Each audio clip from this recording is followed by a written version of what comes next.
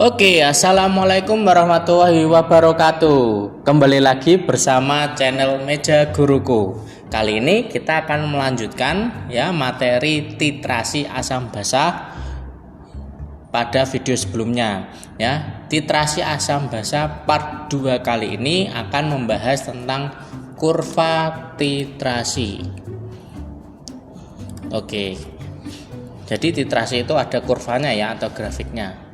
Nah, sebelum membahas tentang kurva titrasi, kita akan menambahkan kamus titrasi kita.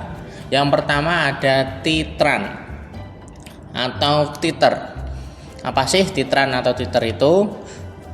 Titran atau titer adalah larutan standar atau larutan baku yang sudah diketahui konsentrasinya dan ditempatkan dalam buret. Kalau kalian nggak tahu tentang buret kalian bisa cari di Google. Terus selanjutnya ada titrat. Titrat adalah larutan yang akan ditentukan atau dihitung konsentrasinya dan ditempatkan dalam labu Erlenmeyer. Nah, biasanya titrat ini adalah asam. Kalau yang titer biasanya basa. Tapi tidak dipungkiri atau bisa juga titrannya sebagai basa, titrannya sebagai asam, titratnya sebagai basa, bisa juga. Nah, tapi pada kali ini kita bahas titratnya adalah asam dan titrannya adalah basa. Itu kamus kita pada video kali ini. Kurva titrasi. Kurva titrasi itu bentuknya seperti grafik. Nah, seperti ini. Ini adalah kurva atau grafik titrasi dari asam kuat tambah basa kuat. Nah, dimulai dari sini. Nah, cara bacaan dari sini. Pada 0 penambahan NaOH itu pH awalnya adalah sekitar 1. Nah, ketika ditambah volumenya NaOH-nya ditambah 10 mili, itu pH larutan campurannya sudah berubah naik sedikit ini menjadi 1, berapa sekian, 1, sekian. Ditambah 20 mili naik sedikit lagi jadi 1, sekian.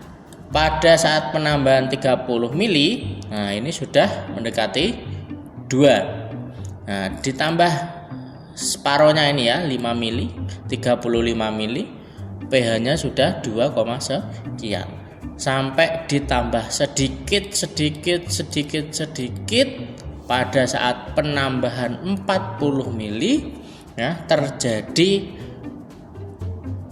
titik ekivalen, yaitu sekitar pH sama dengan 7. Nah, apa buktinya kalau pH-nya ini 7?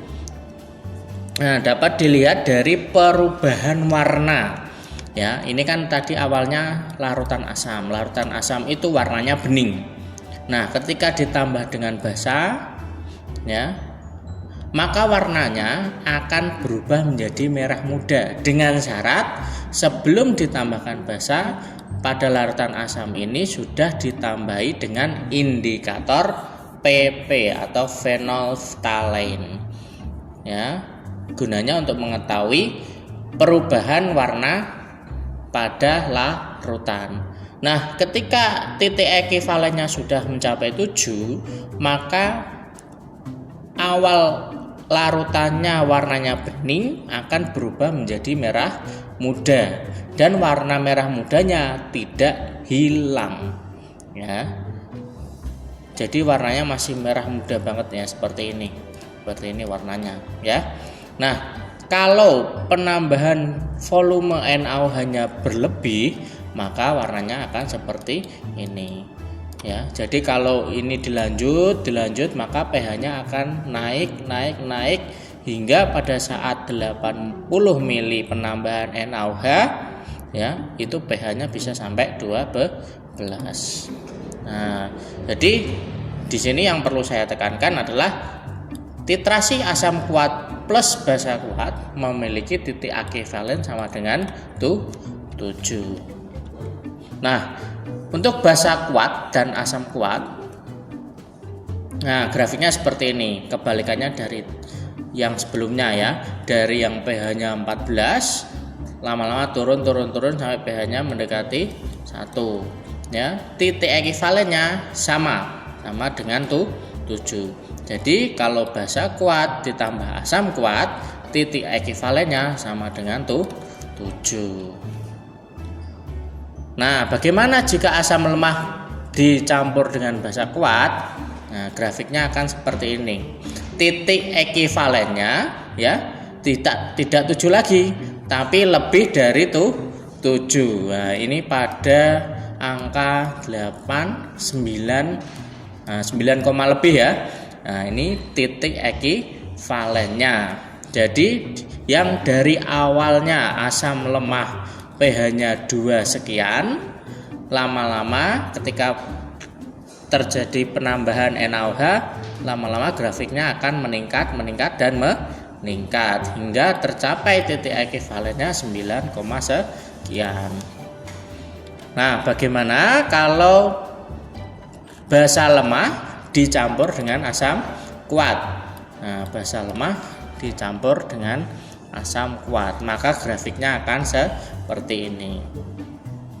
Yang awalnya ya dari basa, dia lama-kelamaan akan turun hingga titik ekivalennya ya sekitar 6 sampai 4 ya, pokoknya di bawah 7, hingga jika diteruskan penambahan volume titranya hingga sampai pH 1.